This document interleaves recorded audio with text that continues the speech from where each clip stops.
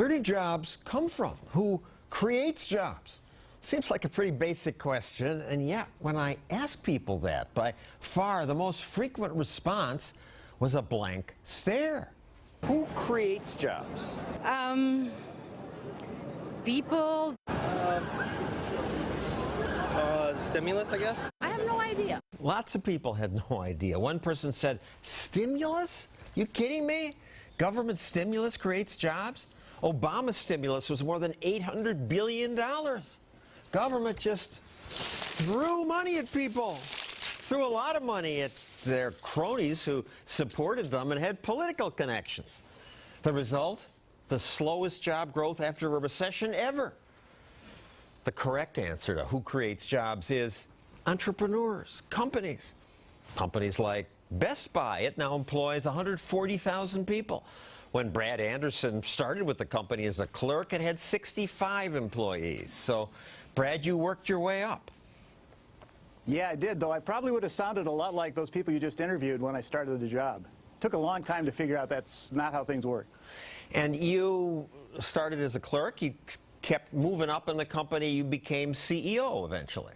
So I got a chance to see kind of at the ground level what it takes to build a company, and also got a chance to see how you can be extraordinarily successful if you happen to have the customer on your side. And you increased the size of the company from 65 workers to 160,000 workers. Since then, however, there's been some creative destruction. There are fewer workers at Best Buy. Some of it's competition, I suppose, from the internet. But some is just regulation. Too many rules. Could you do it again today with today's regulations? I think it's much harder. During those first 20 years, it would have been relatively easy to kill the company.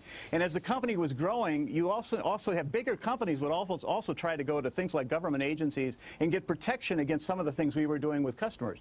I think it's a lot easier to do that. I think there's more regulation. I don't know if we could make it in the current climate. It certainly would be a lot harder.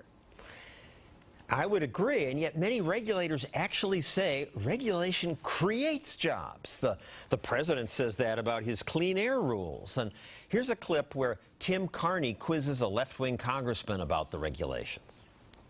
Even if you think they're worth it, don't you agree that you are costing jobs by putting all these mandates on both employers for the sake of employing and just on businesses in general? No, and here's why. When we talked about increasing fuel efficiency standards, the industry responded. They needed actually more people to help respond to the new requirement. So, Brad, Congressman Ellison says, yeah, they hired more people to work in compliance.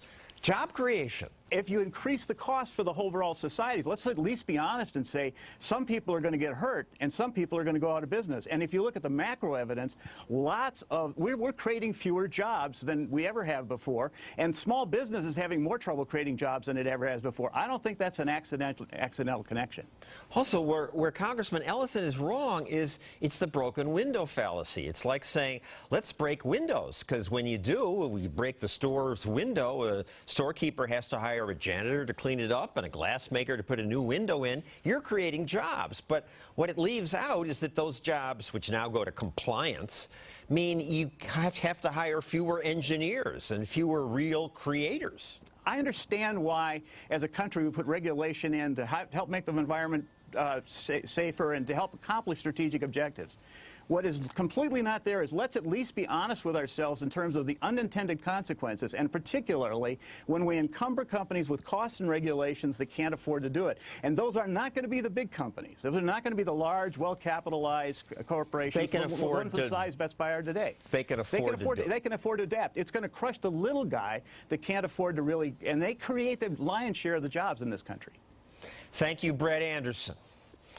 When I began this segment, I showed people staring blankly when I asked them, who creates jobs? So I should also mention, a few people got it right.